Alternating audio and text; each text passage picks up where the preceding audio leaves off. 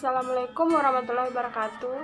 Perkenalkan, nama kakak Faradila dari Universitas Negeri Makassar, jurusan Bimbingan dan Konseling. Baik, perlu kita ketahui bahwa belajar adalah proses perubahan yang seutuhnya baik lahir maupun batin, serta perubahan yang positif, yaitu perubahan yang menuju ke arah yang lebih baik lagi.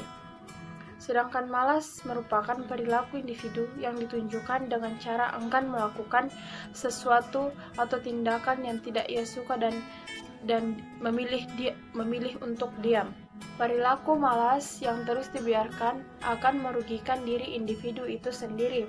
Hal tersebut disebabkan individu tidak suka melakukan suatu tindakan yang sebenarnya berdampak positif bagi dirinya. Oleh karena itu, perilaku malas perlu diatasi agar individu dapat mencapai kehidupan yang produktif lagi atau prestasi yang optimal. Baik, dalam kehidupan, perkembangan anak tidak selalu lurus dan terarah. Ada kalanya lambat atau mungkin juga berhenti sama sekali.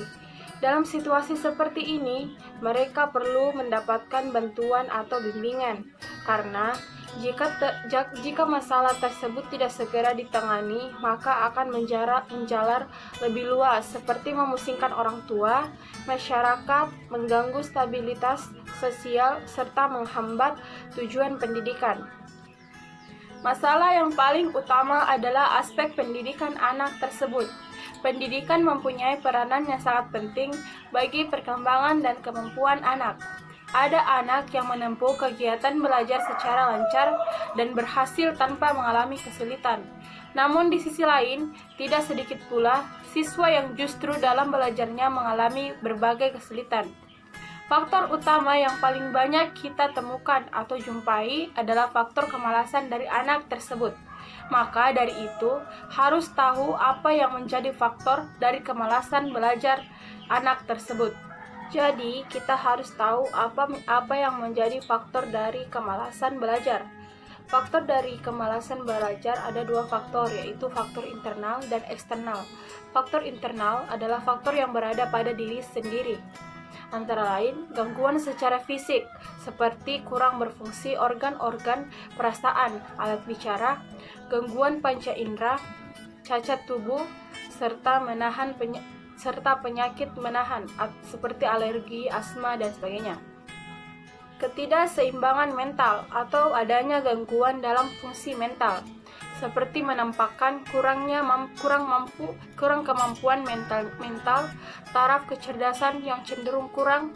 Ketiga, kelemahan emosional, seperti merasa tidak aman, kurang bisa menyesuaikan diri, tercekam rasa takut, benci, dan antisipasi, serta ketidakmatangan emosional. Kelemahan yang disebabkan oleh kebiasaan dan sikap salah seperti kurang perhatian dan minat terhadap pelajaran sekolah, malas dalam belajar, dan sering bolos atau tidak mengikuti pelajaran. Itu tadi faktor internalnya. Sekarang faktor eksternal atau faktor yang timbul dari luar diri murid, yaitu dari sekolah, antara lain sifat kurikulum yang kurang fleksibel, terlalu berat beban belajar murid atau mengajar guru. 3. Metode mengajar yang kurang memadai dan kurangnya alat dan sumber untuk kegiatan belajar.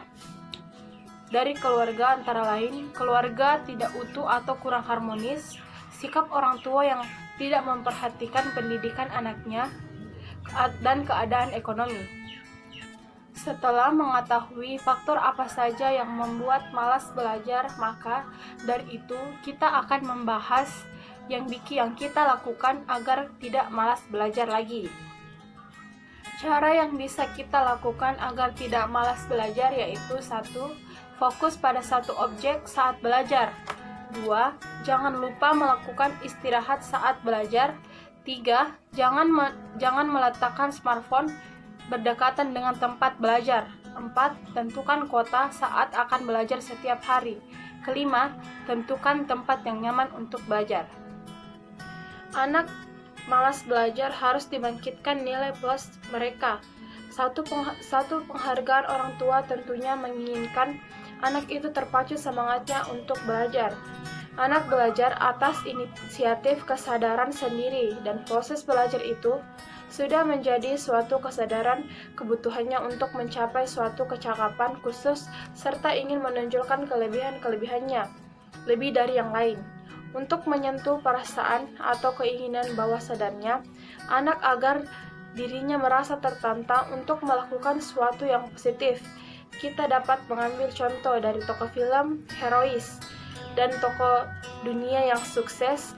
Kita dapat mengungkapkan bahwa untuk menjadi orang yang sukses dibutuhkan perencanaan belajar, cara-cara belajar yang baik, tahu apa yang dihendaki di pelajaran, dan tahu menerapkan apa yang akan dipelajari, sehingga tertanam pemahaman belajar yang bukan asal belajar saja.